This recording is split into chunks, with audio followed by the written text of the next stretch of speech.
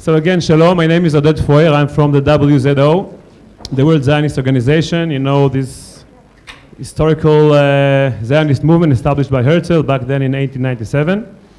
And we're very happy to be here in Limmud. Actually, we're not just today at the UK. We have here Shaliach.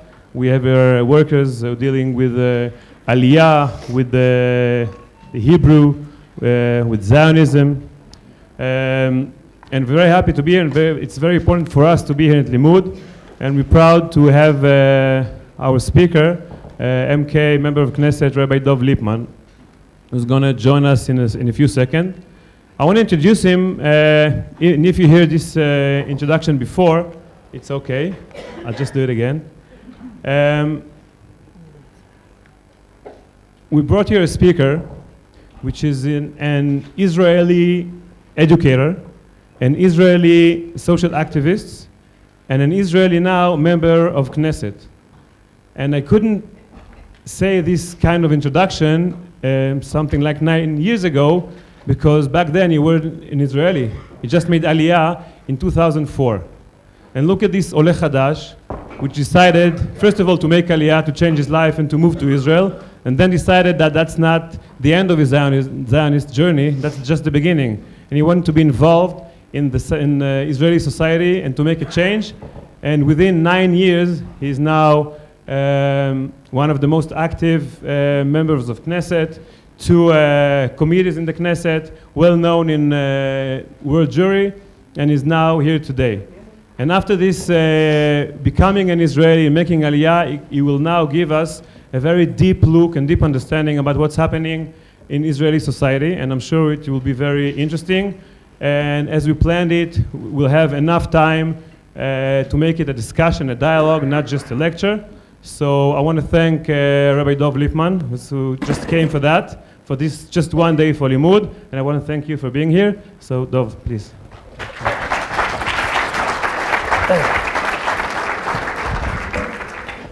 Thank you, Oded. The truth is, this last day and a half has been remarkable for me. I want to thank the organizers of Limmud and everyone who has attended for really a very special day and a half. When you feel like you're part of such a special nation with all of its different colors and stripes and parts, and realize that there is so much that can bring us all together. We're getting on a flight tonight, and I'm going back to Israel, a much better person for it. So thank you to all of you. Thank you also to Oded and to the World Zionist Organization for the idea of bringing a member of Knesset to come and be a part of the discussion and the debates, and as we try to move forward as a people and understand the role of Israel, the role of diaspora, and a lot of the very complicated issues. I told the story in the other sessions as well, but I'll just mention it for those who didn't hear it as a way of introduction into today's topic. 9 years ago, my wife and I and our 4 children moved to Israel, and we flew. Everyone on this flight was moving to Israel. Through the Jewish Agency, the State of Israel, Nefesh B'Nefesh, brought us together, and we were all flying to Israel in a remarkable experience. We had this teary goodbye with our parents in JFK Airport, where we literally felt like we were extracting our children from their grandparents. It wasn't so easy. And we're getting settled on the flight. And the pilot went through the regular routine that pilots go through when we fly. He said we'll be flying at 30,000 feet, 9.5 hours. And then he said, sit back, relax, enjoy the flight. I'm here to take you home. And it was a very powerful moment. But after moving to Israel, I realized that not every Jew feels at home in Israel. Not every Jew feels that it's their home. Not every Jew feels that they can worship, not worship, be Jewish as they understand it in Israel and view it as their home. And as I saw this happening, you know, that pilot, when he said, I'm here to take you home, he didn't look around the plane first to see, let me see exactly what kind of Jews I have here. He didn't say, do I have ultra-Orthodox, secular, Reform, conservative, Russian, Ethiopian, men, women. He had a plane filled with a few hundred Jews, and he was bringing them to live in Israel, and he was there to bring them home. And I was determined, as I saw some of the negative side of this not feeling at home develop in my hometown of Beit Shemesh, I was determined to try to do something about it. And the truth is, I was shocked into this. How did that happen? First of all, we chose Beit Shemesh. I was visiting Israel on a pilot trip, and we were driving around. My cousin was driving me around, and I saw ultra-Orthodox Haredim and secular people and religious Zionists and Ethiopians and Russians, and I called my wife, and I said, we have to live in Beit Shemesh to show our children how Jews from all backgrounds can live in one place and get along with one another in perfect harmony. And that's what I thought. And then 2 months after moving to Israel, I heard a commotion outside my home. And I went outside and I saw 3 police cars. And I went over to the policeman in my broken Hebrew and I said, what's going on? And he says to me, run, run. I said, why should I run? And before he had a chance to answer, this hailstorm of rocks came flying down on us, and I was actually hit in the leg by a rock. And the story is almost not connected to that. There was a demonstration going on about desecration of graves somewhere else, and there were extremists who were blocking the road, and the police were there to disperse them, and these people were throwing rocks at the police. And I just was an innocent bystander. But that rock hit me, and I was actually bleeding from my leg, and I went home, and I said to my wife, I said, you know, I moved to Israel prepared for all kinds of sacrifices. It's not an easy place to live. Our children do have to serve in the army. We are the subject of terrorist attacks. You're prepared for all kinds of... I was not prepared to have a rock thrown at me by another Jew. And I realized that we moved to a remarkable country. A remarkable country. What was built in the 56 years before we moved there is nothing short of a miracle. In terms of the industry and the infrastructure, everything about Israel. The one thing we haven't gotten right is how do you take Jews from 2,000 years of different religious experiences, cultural experiences, and national experiences, and bring them into this small little geographic area we call Israel, and find a way to get along. That's what we haven't figured out how to do. So I tried to get involved in that process, and along the way I realized we have a real dilemma on our hands. I grew up in the United States. In the United States, there's separation of church and state. That's it. That's the way it is. It's relatively simple. In Israel, we define ourselves as both a Jewish and democratic state. And you can bang your head against the wall for hours trying to figure out how that works. First of all, Jewish. Whose definition of Jewish? What does that mean that we're a Jewish state? And then add to that Jewish plus democratic. How does that work? And this is an issue which Israel for 65 years on a certain level has sort of passed on trying to actually deal with. Religion and state, we have this notion of status quo. Just let things go the way they were, and that's just the way it is, and not actually try to tackle this issue. The problem is, when you let something like that, something so integral, just go, along the way, many problems develop. And included in those problems are Israelis. As I traveled around Israel and started meeting secular Israel, and mostly young secular Israelis, they would say the following 2 statements. The first one is, I hate Judaism. Can you imagine that? I hate Judaism. But then there's a second half. And I hate that I hate Judaism. Meaning, they don't want to hate Judaism. They're not looking for a way out. But we, and I say we as part of the religious establishment, the Orthodox establishment, we have presented them with a Judaism in Israel, or better yet, forced them with a Judaism in Israel that they don't find attractive and they don't find enticing, and as a result, they feel outside of the fold, and therefore they feel that there's a Judaism in Israel which they don't want to connect to. By extension, I've been talking here about the relationship between Israel and diaspora, and I know that an overwhelming percentage of diaspora Jewry also feels disconnected from Israel, and it's largely related to these issues of religion and state, and largely based on this coercion or extremism which makes Jews not feel at home in Israel. I stand here as an Orthodox Jew with rabbinic ordination. I believe in what I believe. I've written books about it. I've taught about it for years. But I also believe with passion that I have absolutely no right to force what I believe on somebody else. And I'll go one step further. I can't use the vehicle of a government or of a parliament to force what I believe on other people. And that's the starting point for this entire discussion. So I got involved, I decided to get involved in politics. There was a new party that was starting called Yesh Atid, which means there is a future. And I had an unbelievable discussion with the chairman of the party, who is now the finance minister, Yesh Atid. We talked in the very beginning of our relationship for about an hour. And at the end of the hour, Yair said two things to me. He said, Dov, it's incredible. We come from different worlds, literally different worlds in terms of our upbringing and our life experiences.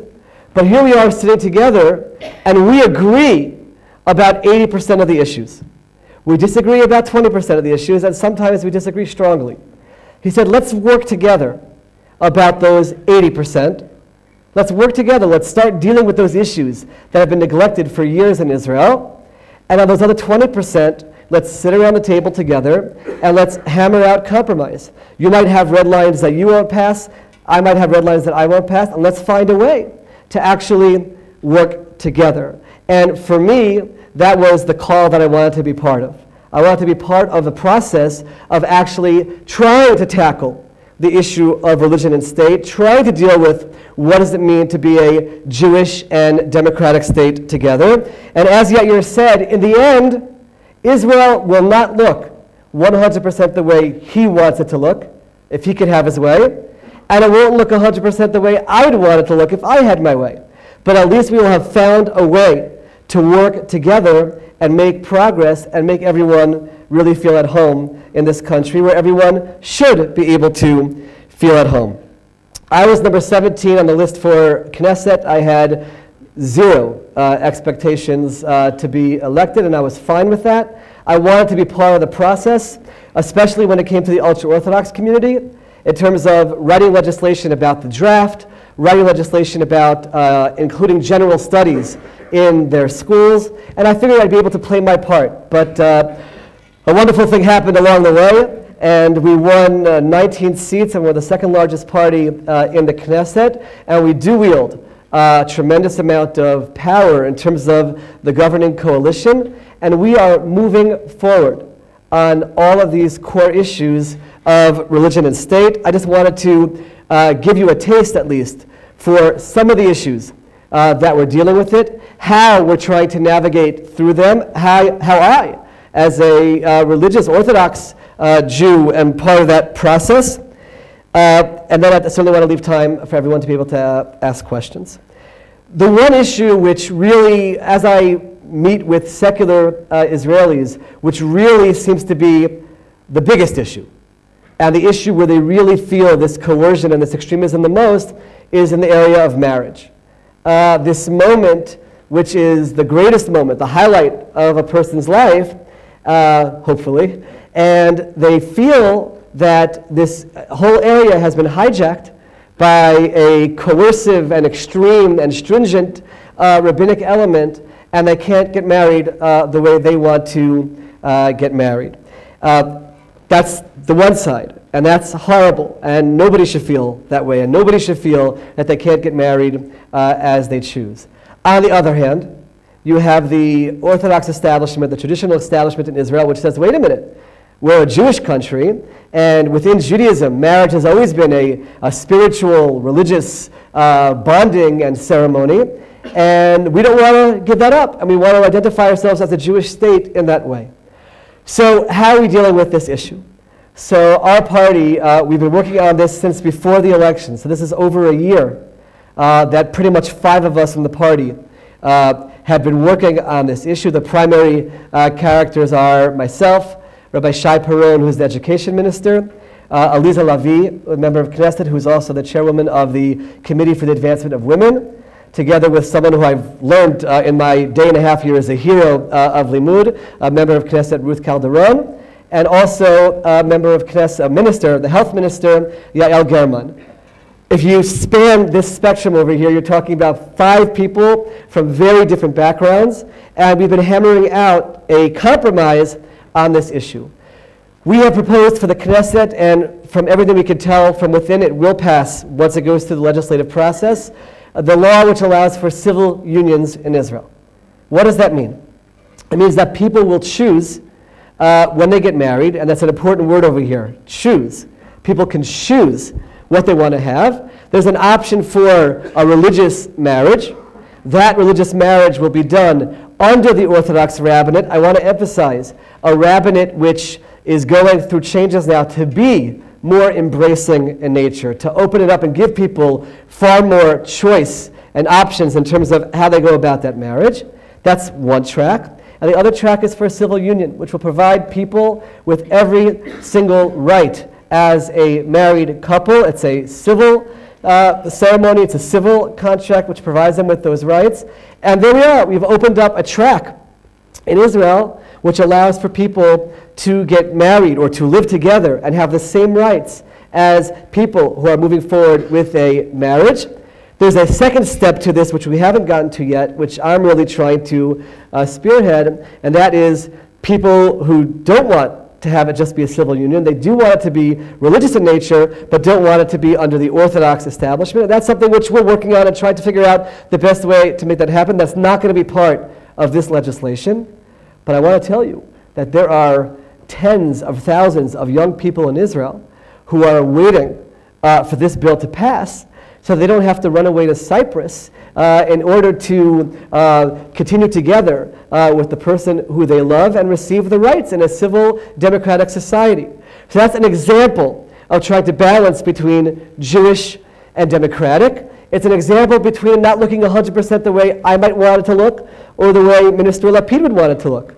But it's a way of trying to find some kind of compromise and actually move together. Another issue, which is a very big issue, is Shabbat, the Sabbath in Israel, where there are people who feel that there's religious coercion because they don't have public transportation where they live this Shabbat on Saturday. And there again, now I come to this from a very different place. Having grown up in Maryland, the notion of cars and buses on Shabbat is normal for me, and I have to admit, I don't have the same degree of sensitivity as possibly religious people in Israel do have to the quiet that they're used to on Shabbat, and the critical point here is to always be sensitive to all sides when it comes to these issues. The goal is not to create coercion on either side, and to try to find some kind of compromise. So the legislation which we're going to bring, not yet, it's going to be the next stage, we're dealing with other issues at the moment, but we will get there, is going to be to allow for buses on Shabbat in areas where that's what the people want, on a sort of scaled back schedule. Possibly instead of the larger buses, we'll have more van-like busing instead of the large buses, but we're going to give it to the hands of the local municipalities. It's a local decision. It shouldn't be a national decision. And in the secular areas, people can be able to get where they want to go, and in religious areas, there won't be the transportation. That's the way to try to find that balance between the two.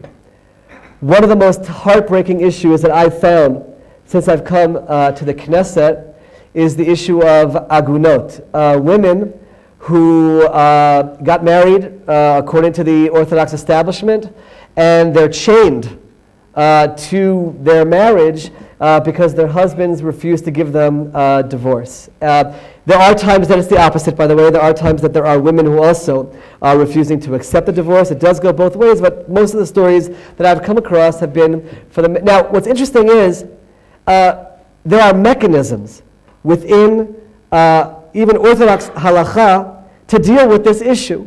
Aguna, if you look back in the Talmud, it wasn't really about husbands refusing to give their wives a divorce. It was about a husband who went away on business and disappeared. And we don't know what happened to him because there's a mechanism within the Jewish community to deal with the problem of Aguna. And we could tomorrow, especially with our own Jewish state, tomorrow we could force every single male who is not giving a divorce, who should be giving a divorce to his wife, to do so. And therefore, I have signed on 2 pieces of legislation. And by the way, our hope is that we don't have to use the legislation. Our hope is that the legislation itself will actually force the religious judges to actually enact their power. They have the power, according to a law from a few years ago, that says if a man refuses to give his wife a get, they can take away his passport, driver's license, make it illegal for him to work, close down his bank accounts, and put him in jail, including 5 days at a time in solitary confinement, according to the High Court. They can do that, and I guarantee you if we would put that in place, that would end the problem. It's not happening, and therefore we are working on a law right now which says that if the rabbinic court does not do that, then we, as the government of Israel, will do that. And there is precedent in all the classic sources for the Jewish community to enact some of these sanctions, and we, as the governing body, would say we're acting as the community. There's actually an even more creative, and this is getting into very halachic nuances, creative idea, a law which I signed on, which is in the Talmud, by the way, and that is, the Talmud says that if the husband acts improperly, we will do something quote-unquote improper, and we actually retroactively take control of the ring that he used in the wedding ceremony, and we actually, on a certain level, annul the fact that there was ever a marriage. This is something which was done in our history by the rabbinic courts, and there's a precedent to say that we can do that as well. Again, our hope is that we shouldn't even get to that point, and the courts will do what they should do. But again, trying to solve a problem where you have a stringent religious establishment which is forcing its way on all of Israel. In general, by the way, women's issues, this current government is moving forward. Almost every week I feel that we have votes of some kind. But just to give you a sense of the tension that we're dealing with, we had a vote in the very first few months that we were in Knesset to allow a vote that said that women should serve on the body that votes to choose the rabbinic judges. Just think for a moment how not halachic in nature women to serve on the body that chooses the rabbinic judges. Remember that in the rabbinic courts, more than 50% of the cases that come up relate to women, and we voted for that, but we had a filibuster. We had to vote for that at 5 o'clock in the morning after the ultra-Orthodox parties filibustered, and they made it more complicated, but in the end we voted for it, and we do on a regular basis. We're moving forward to try to create a greater sense of equality for women in Israel. I'll touch on one issue, which by the way is not a burning issue in Israel, but it is a burning issue in diaspora Jewry, and that is the Western Wall, that is the Kotel. And I'll just begin with a quick little story. My daughter turned 12 a year and a half ago, and my wife and I figured, the first night that she's 12, let's go to the Kotel, and she should pray the evening services there. Again, from an Orthodox background, we weren't looking for a minyan or anything of that sort, just to pray there. So we went out to dinner, and I watched my wife bring my daughter up to the wall. I'm being honest here, it was the first time that I ever stood and watched the women's side of the mechitza. And I'm watching it, like to really watch what happens. She's walking up, holding my daughter, and I couldn't get up to the wall.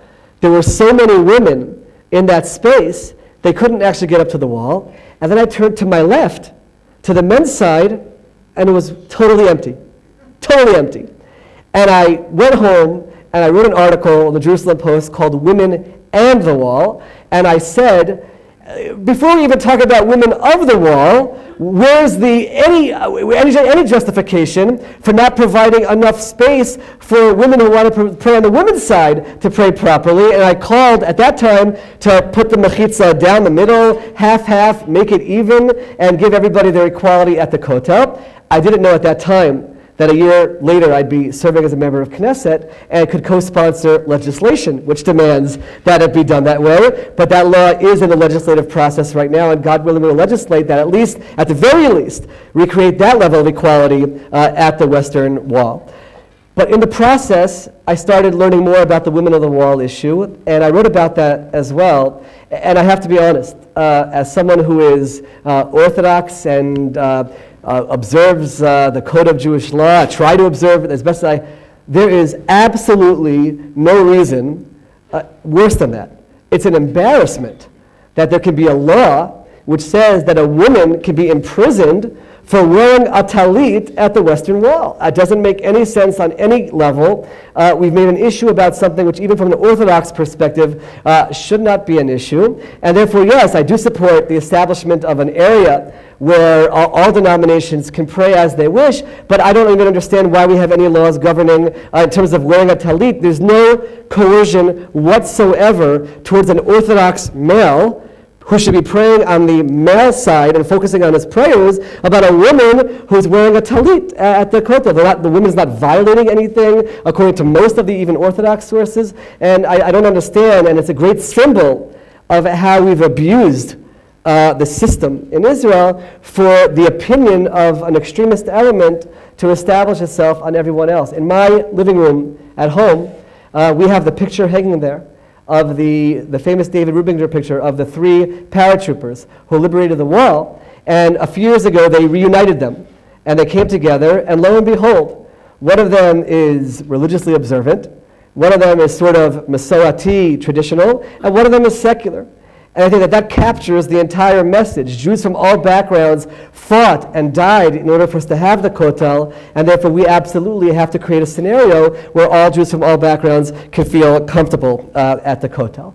So this is a taste of some of the issues that we're dealing with and moving forward. Now I know that I've just created this rosy picture of how we're solving all the problems and no one has to worry. Israel is going to be the home for all Jews. Just give us a few more years in this government and it's all said and done. And as much as I'm a very optimistic person by nature, I'm also aware of the reality on the ground. And therefore I want to address how I believe we're best dealing with the reality on the ground. The ultra-Orthodox community in Israel is growing. Thank God, Jews are being born into the world, average of 8 to 10 children per family. It's a tenth of the percentage of the Israeli population at this time, about 800,000. And over time, that community is going to grow. What I learned in Beit Shemesh, and by the way, I met with rabbis from every single background and talked with them. I wanted to understand the isolation of that community is the absolute root cause of the extremism. When you believe that everyone out there, aside from yourself, is evil, is the devil, is the Satan, is a threat to your religious standing, then you're going to fight with all of your strength against it. And yes, you will coerce, and you will use the vehicle of a government to establish your goal, because they're a threat to the very thing you believe in, which is your Judaism and your Torah. The moment these, especially young men, start to work and go into the broader society, and they realize that that battle between secular Israel and religious Israel happened 65 years ago, and it's not the situation anymore. And secular Israel, for the most part, you always have extremists, is not looking to find a way to make religious people less religious. All they want is to be accepted as they are. And the moment they realize that these are people with values and living lives as best as they understand it, and Judaism as they understand it, you become more moderate. It's automatic. I just look at my experience, again, in the United States, where I went to an ultra-Orthodox yeshiva, where studying Torah was the #1 value, but we also went to university for a few hours a day, and most of my friends ended up being fervently Orthodox, Talmudic scholars on the highest caliber, but they're doctors and they're lawyers and they're accountants and they're businessmen, and that's what we need to do ultimately in Israel. Now, it sounds a little bit bombastic to say that's what we need to do in Israel, as if we could somehow replant what I experienced there, but I can look at all of you and I can tell you that is, when we talk about long term, that is the ultimate solution to dealing with these complexities, because the notion, and I meet regularly with the ultra-Orthodox young people, especially in Israel, and they're not in favor of this coercion. They're against it, but there's both the rabbinic establishment and the political establishment, which is very much fighting for it, and that's what we experience in the Knesset all the time. And therefore, we must make progress on 3 fronts. One is getting the ultra-Orthodox first and foremost into the workforce. That's the number 1 priority. There is no way anyone, and I'll go head to head with anyone, that anyone can tell me that traditional Judaism is in any way against going to work and sustaining your family. Under the chuppah, when they sign the ketuvah, the husband has accepted upon himself, it's in Aramaic, but husband has accepted upon himself to support his wife and their family. That's number 1. Number 2, I could quote all the sources which talk about work as the fabric of who we are, from the Mishnah, which says that any Torah which is not accompanied by work leads to sin. Which says that at the Talmud, which says that a father is obligated to teach his children a trade. I was on ultra-Orthodox radio station, and the fellow said to me, he was in their number 1 slot at 8 o'clock at night, and he said to me, how in the world can you say that someone should leave Kollel and go to work? You're Orthodox, you're ultra-Orthodox, you're a rabbi. And I said, can I quote you a quote from Maimonides for a second? And he said, sure. And I quoted Maimonides. Maimonides says that anyone who chooses to study Torah and force other people to support him, meaning not a private arrangement that you might have, but you force others, like the state of Israel, to support you, that person has disgraced God, shamed the Torah, and has no portion of the world to come. There was a pause. There was a pause on the other side of the microphone, and then he says to me, you're quoting Maimonides from like 1,000 years ago? That's the moment that I realized that we can actually get this done. That was the moment where my pessimism switched to optimism, because I realized we have the sources. We can go head to head, and we can teach it, and we can explain it, and it's there, and that's who we've always been. So we as a government are working very hard at getting them to enter the workforce. The government is offering incentives to companies who hire the ultra-Orthodox. We have a few hundred million shekel in the budget to train the ultra-Orthodox to learn a trade and get into the workforce. I personally am working on a project which will hopefully be announced within 2 weeks, which is going to open up a mechanism for tens of thousands to enter into the workforce, and I know that it will have a major impact on the broader community. We are working on the legislation for the draft, which will also have a major impact as well. By the way, a law which says that 28,000 ultra-Orthodox who are now not allowed legally to go to work because of the draft will be freed to go to work, a certain amnesty to help, again, the community make this transition to broader society. But when it's all said and done, it does start with education. I met with Rabbi Ovadia Yosef of blessed memory's daughter, Adina Bar Shalom. She started a Haredi college in Jerusalem, and she told me, Dov, do one thing. Get them to learn math and English from the youngest of ages, and then at that point we can catch them up, and when they start higher education they can master it. But right now 50% who try higher education drop out because they don't have the basis for it. So we are moving forward with legislation, with withholds funding from schools that don't teach the basic general studies. This year, 20 elementary schools that in the past did not have general studies in the Haredi system introduced basic general studies, and we're working. It's a process. It's going to take time. A few high schools open up as well, and little by little we're moving forward to try to deal with the core of the issue, because we can put through this legislation right now, but we also have to deal with the broader issue of the isolationism and the extremism and the like. So I stand here before you optimistic.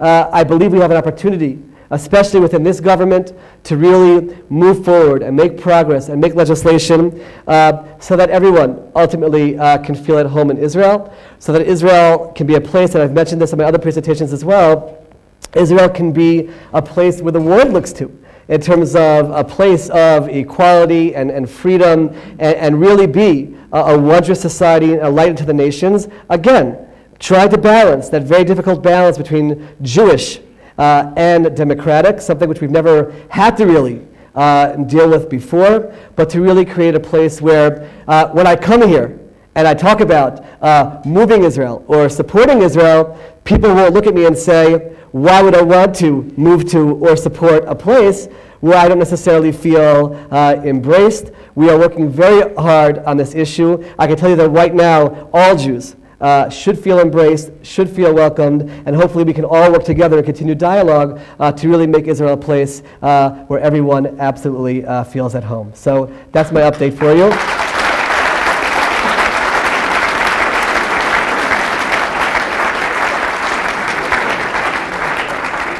I want to open up to questions. Remember that, first of all, please questions if possible, and also I went through an election campaign in Israel. No question is too personal or too challenging or difficult. Feel free to ask however it's on your mind. We'll just work around the room. Yes? There's music playing between my ears, listening to the rabbi, so thank you, and I don't want to push what you're saying, but I hear about the education for the Haredim.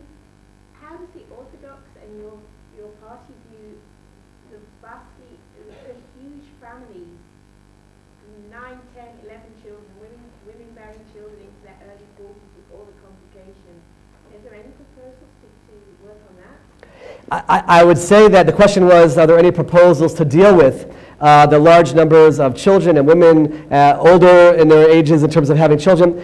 That's an example of where I would think we are overstepping our bounds. Meaning, if we would come in and say, we want you to have math, we want you to have English, and by the way, stop having children, I think that would be very much anti in nature. Right, that's not, I think it's a wonderful thing that people are having children, but let's give them the tools to be able to support their families and support those children. And that's where we're coming from in terms of that. Yes? So on that note, I met an Orthodox family in Jerusalem, and I asked them why their daughters weren't studying science and secular subjects, and they said, well, they can learn everything they need to know from the Gemara on those subjects. So I understand that there's a need to integrate textual study and Jewish tradition with these secular subjects. Who would be best placed to do that? How would that work? I want to just quote my Rosh Hashiva for a moment, my rabbi, Rabbi Yaakov Weinberg of blessed memory from Narrowsville, Baltimore, who I had the privilege of learning with very closely, one-on-one. And I went to him one time. I read a story about the Vilna Gaon, the Gra, a well-known, sort of not even in his times. He really belonged in medieval times in terms of his greatness in Torah, but he also was wise in all areas. There are stories of him making a siyum, of making a celebration, when he felt that he mastered the 7 wisdoms of the world, not to do with Torah. So I read somewhere, somebody wrote that he studied math and science and philosophy and music and art, while he was in the restroom. That's what I read somewhere. So I went to my rabbi and I asked him. And my rabbi said, anyone who says something like that he studied it just when he was in the restroom, and I remember this, he said that person is a 100% complete and total idiot. They studied it because it's part of the world that we live in. It's part of creation. And my rabbi said, God revealed himself to the world twice, according to our belief. One is at Mount Sinai when he gave us the Torah, and we have the wisdom in the Torah. But the other one was in creation, and the wisdom of creation, and to study the greatness of his creation. There is nobody today, there is no young child in the ultra-Orthodox educational establishment who is mastering math or science from the Talmud. And by the way, if he's studying science from the Talmud, it's science that's wrong, because it's based on the science of their times. They were geniuses in math and geniuses in science, but it was based on the understanding of the time. Nobody is giving me that argument, by the way. No one is suggesting that there's somehow there are graduates of ultra-Orthodox high school, they don't know that 2 times 2 is 4. They don't know multiplication, and that's our responsibility. As if we're going to be funding institutions, it's our responsibility to give them those tools, and that's, God willing, what we'll do. And by the way, this change will take time. I'm not suggesting that somehow overnight it's all going to change, but you start with 20 schools, then you get to 40 schools, and over time, hopefully, that will become the norm. But that's what our obligation to try to make happen. Yes? I wasn't sure if you were clear on whether or not you had a policy for maybe getting rid of the exclusion of the Orthodox from being conscripted into the army, because I think that maybe the problem with education, they might start to solve themselves if there was basically that they weren't just allowed to completely The question was about the draft into the army, and first of all, yes, we are moving forward with legislation which will pass within a month or so. It's finishing up now in committee. It already passed its first reading, which does deal with the draft. It does not say that every 18-year-old ultra-Orthodox male has to leave and go into the army. It's built with a lot of sensitivity. I don't want to go into all the nuances right now, but it was done with a lot of sensitivity. Basically, if all the boys who aren't really studying day and night will go to the army, there won't be any kind of a draft, and the boys who are studying will continue to study, and that will be viewed as their service, and then everyone will be free to go to work. That's basically the idea. You're going to hear a lot of noise from the ultra-Orthodox community against the law, but this was one of the flags of our party in the elections, and we are moving forward with this legislation. The indications from within are that the ultra-Orthodox will make a lot of noise about it, especially now they're trying this last gasp, but in the end, that they will go along and send the boys who aren't learning to serve in, by the way, ultra-Orthodox units or programs for the ultra-Orthodox in the army or national service. That's also there, but we absolutely are moving forward with it. But I will tell you that in terms of dealing with the extremism, the solution is more about the education and workplace and less about actually the IDF service. Yes? I'm hearing from what you're saying about Agunot, that there seems to be a tension with being able to work with Bein in full of kind of them being partners to support a good and functioning Israeli society. And you were very fortunate to be able to make Aliyah. And when we're speaking about kind of Israeli and diaspora community relationships, I'm also seeing a lot of tension about converts and their ability to even make Aliyah when they so desire to participate in the Israeli, to be Israeli. Right. And it sounds like, there are places in which you take the time to work to kind of, when the rabbis of the Beit Din are not kind of working with being able to make Israeli society functional, that you've been able to step in. Do you see the government kind of working on that? So, the issue of right. converts? So conversion is, out of all the issues, it's definitely the most complicated, because there you're talking about the question of who is a Jew, and that gets to a very core issue. First of all, there's actually an absurd situation right now in Israel where, and anyone in this room who is Reform or Conservative, do not take this the wrong way from me, where Reform and Conservative conversions are accepted in Israel, and there's a mechanism where many Orthodox conversions are not accepted in Israel. Meaning it's a kind of absurd situation if you're talking about an Orthodox establishment that's trying to govern things.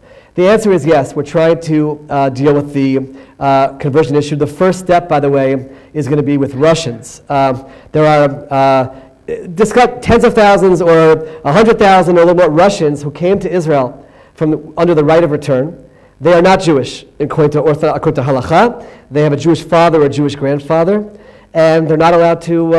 I just spoke at a high school in Modi'in last Thursday, and two girls came over to me afterwards with tears in their eyes and said, "Please, we want to be Jewish. We want to be part of the Jewish state. We're going to serve the army, etc. Can you find?" And the answer is that there's absolutely a halachic basis. There's a category called Zera Yisrael, where you're from Jewish ancestry.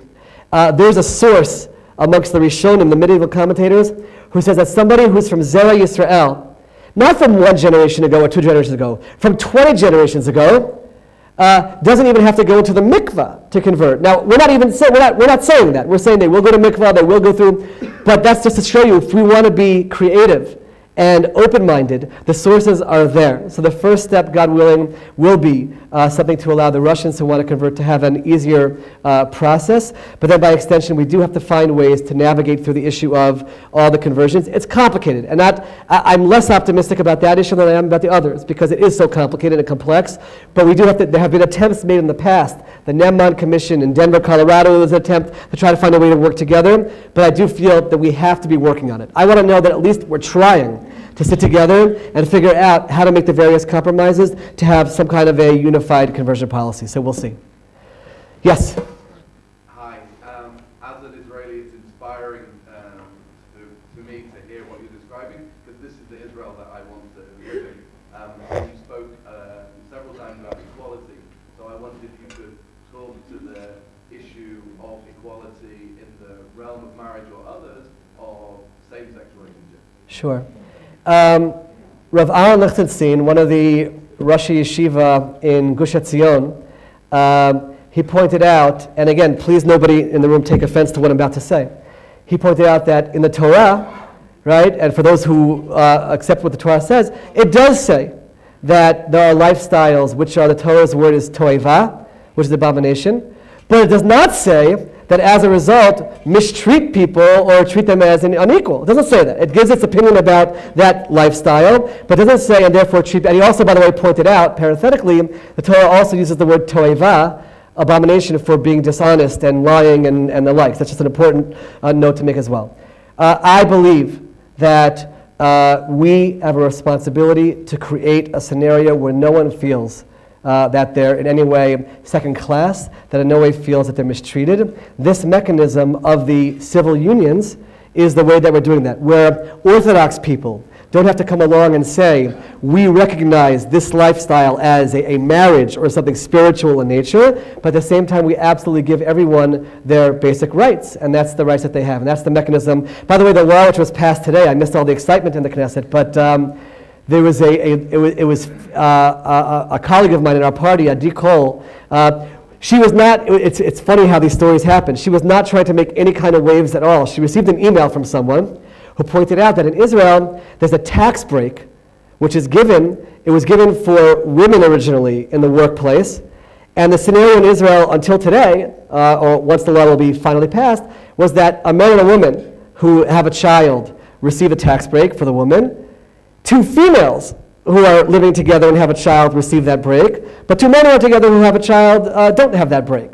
So she received that, and without trying to make any kind of statement about homosexuality in general or changing Israel, she wrote a law that says that they should have that break, and it became this flag issue in all of Israel, and we worked out a nuance where it doesn't in any way establish their relationship as accepted as a partnership or marriage, but that people can get that tax break. That was passed today. So we're moving forward on those issues, and I think that it's a testament to us that we're trying to balance, on the one hand, people who are Orthodox, who for them, they do have their opinion about the lifestyle, but at the same time, trying to give people their equality. Yes? I was wondering what you think the value and prospects are for a written constitution.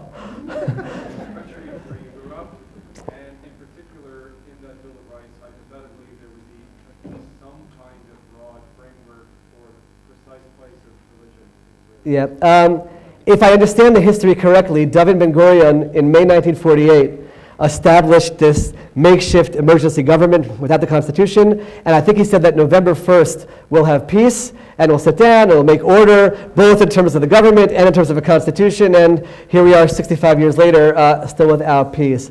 I don't see at the moment how we'd be able to reach a point of a constitution. I think we have to possibly work towards it. We have, I always laugh when I hear that the Supreme Court ruled that something was unconstitutional and we don't have a constitution. I don't know exactly how that works, but I think that we have to work. There are constitutional laws. There are laws that are like foundational laws, right? In Hebrew, it's Chokei Yesod, that are sort of this makeshift building this constitution as we go along.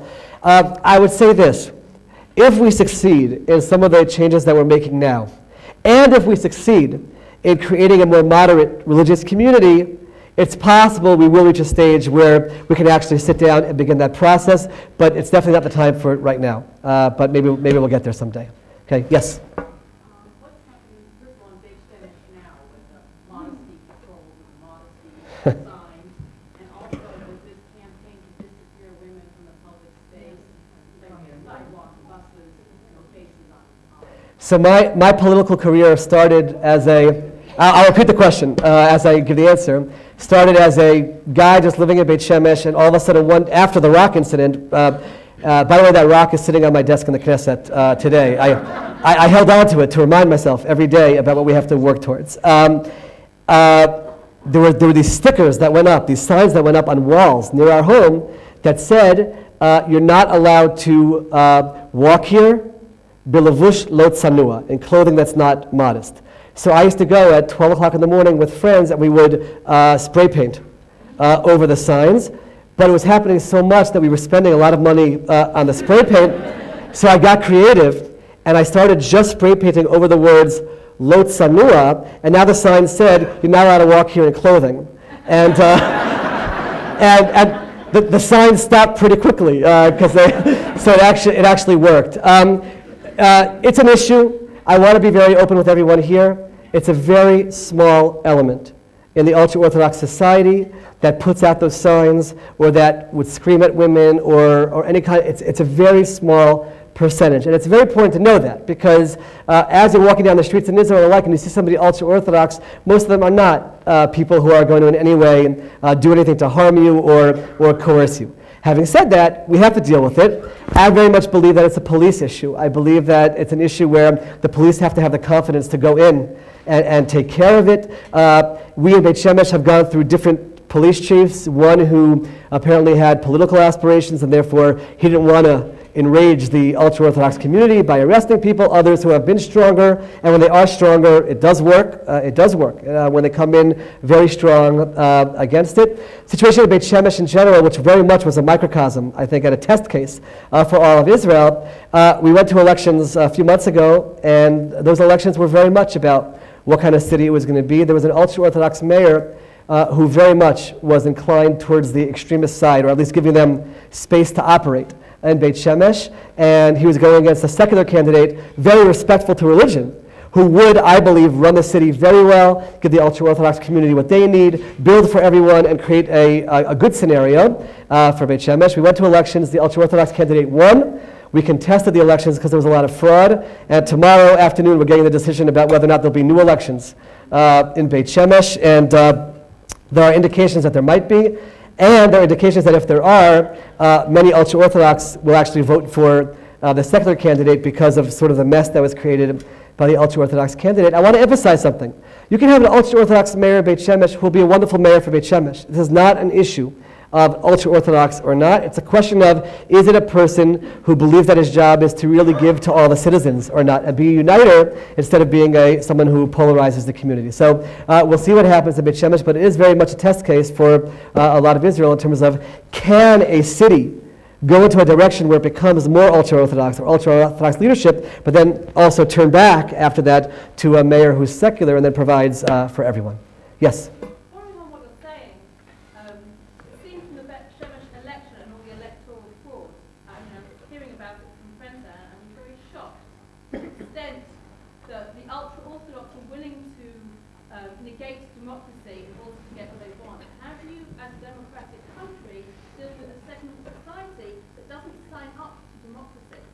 By a judge deciding that there should be new elections. That's how we change it. That's the way to change it, to send a message that it's not worthwhile to do this. By the way, we are in the process of legislation to make the elections in Israel completely, we're the startup nation. My goodness, we should be able to do it by thumbprint and that's it, and therefore you won't have, I have the list on my desk of the dead people who voted in the elections. And to create I have friends who showed up to vote and they were told, I'm sorry, you voted already, and to deal with that situation. But I do think, and I've been speaking about this, it's a stain on the Torah community in Israel that everyone is not standing up and just speaking against this. And forget the election results, just speaking against, I mentioned before, dishonesty is a toiva, it's an abomination. The Torah says, midvar sheker tirchak, the seal of God is truth. That's the bottom line is truth, and yet the willingness to abuse the truth for your own gains, it is a desecration of God's name. And I hope that as we begin with education and introducing the ultra-Orthodox into the broader society, it won't be acceptable to be able to have fraud in that kind of a way. Yes, sir? When I hear you about the Lapid and a new party, also bring me back to the memory of Shinui and the senior Lapid. How do you see Israel had changed since Shinui to today? Why it's possible today was Shinui wasn't enough? Yeah, even though I had a wonderful father, he was a wonderful father, blessed memory, but nobody in this room knows who my father was, and therefore you're not judging me based on my father. I like to say, if people judged Abraham by his father, where would we be as a people today? I want to answer. Yair Lapid, I challenge you to find one quote from Yair which shows that he is anti-religious or anti-the Haredim. Yair Lapid believes in God. He divine providence. In our discussions, he asked me some very good questions, and he said, I don't know why God would care if I wear wool and linen mixed together. That's my question. I don't, and that's a good question, which even we ask. He's very different. Now, by the way, I actually sometimes feel uncomfortable answering that question because I don't think it's fair to judge his father either, and his father, what he experienced in his life, and where he was as a result. But Yair Lapid is not Tamir Lapid. Yesh Atid is not Shinoi. We have religious and secular people sitting together, and we have secular people asking us, is this okay for you in terms of halakha? Can we move forward on this law in this way, and working together? And it's a very different environment and a very different agenda. So that's the way I would see that. Yes? How are the children being brought up and educated in different stripes of Judaism, or how are the children in the primary schools and secondary schools being taught? How are children taught in the ultra-Orthodox schools? Most of them, at this point, have very little, if any, general studies. And the goal is to get them to high school, especially where it's what's called yeshiva ktana, which is Torah all day. And I'm very much pro-Torah. I think that people learning Torah for many, many hours is wonderful. I think that we could create a scenario where they have 2 hours a day of math and English and basic other studies. They can do very well. By the way, sometimes they say to me, Dov, they say, but the books are going to be filled with all kinds of things that are inappropriate. Or and again, I'm sensitive to that. I understand where they're coming from. So Rabbi Shai Perot, the education minister, asked me to bring over the books that were approved by the rabbis in North America, where in Chaim Berlin and in Philly and in Ner Yisrael, they're learning math and English, and instead of saying Bob and Jane went to the pizza shop, it says Moshe and Yaakov went to go learn Torah. And do it in a creative way where you're not in any way infringing on who they are. And again, it's going to take time. It's a process. There is budgets which does speak to people. People want to have government funding, and hopefully over time we will succeed in making sure that they, again, that Torah be the priority. I support that, but also give them the basic general studies as well, which is what they really need to build the basis. How are they being taught Judaism? Not how they're taught the secular studies. Different stripes of Judaism? Oh, no, they're not really taught. The question was, are they taught about Jews of other color? No, they're taught, they're not, I don't think they're taught in any kind of methodical way against other Jews, but there's sort of a big black hole where they're not taught about it at all. I mean, they're taught Torah on a very high level, and that's what they focus on. But I don't think we're talking about a situation where they're being proactively taught against. There are groups which do.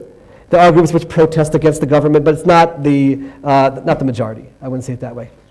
Last question? Should I give it? I'll give it to someone who I respect very much, former spokeswoman for the Israel Defense Forces and also a wonderful leader in Israel, Miri Eisen.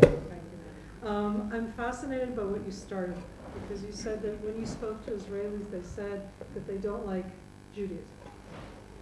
So how do you address the fact that the bulk of Israeli, both secular and what I would call basic traditional, don't like Judaism?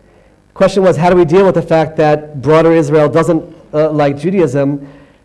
The first thing I do is again, I'm one person, but it shows me what we can do. I go speak all around Israel. They have they have rabbis going to bars and whatever else is and speak, and I finish up, and people tell me, they said, we didn't know that there were rabbis who represented this kind of a Judaism, and this is a Judaism which speaks to us. And I talk about also the core values, about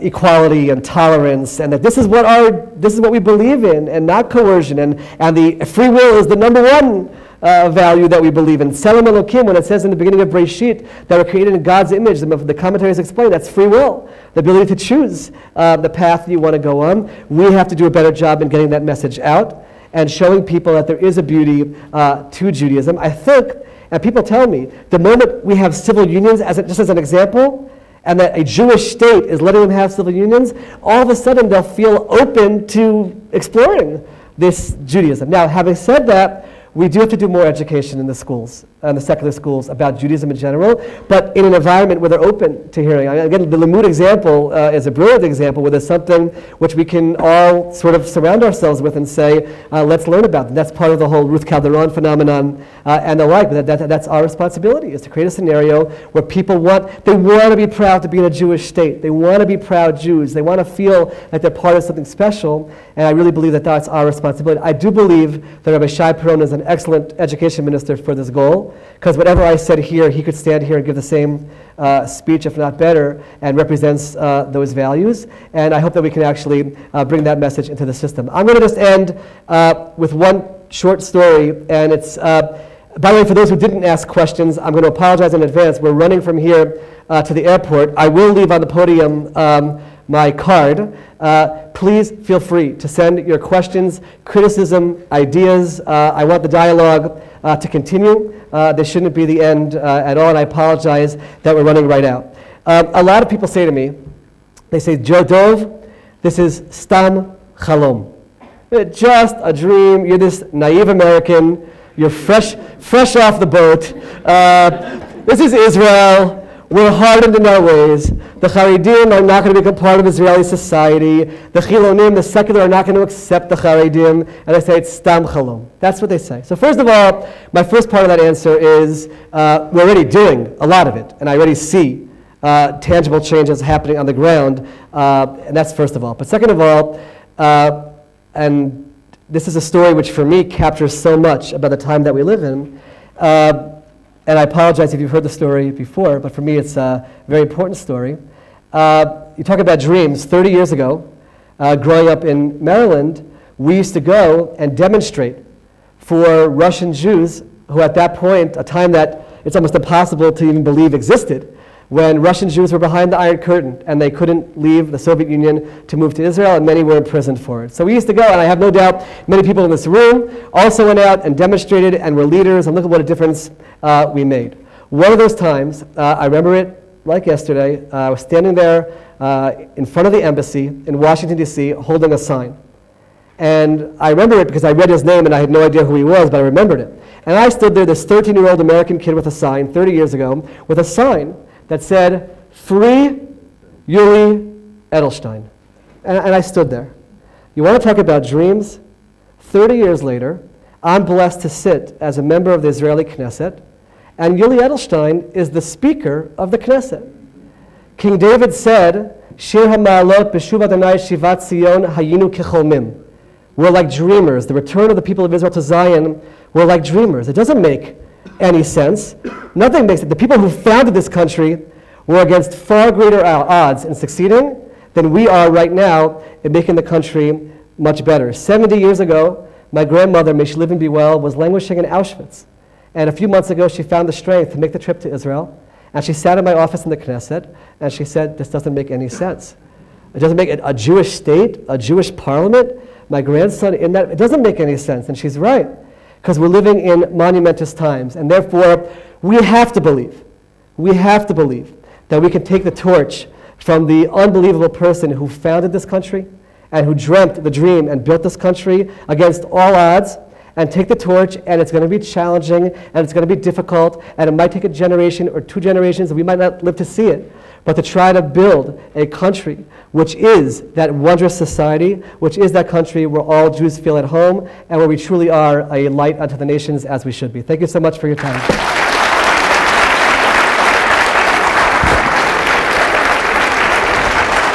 Thank you.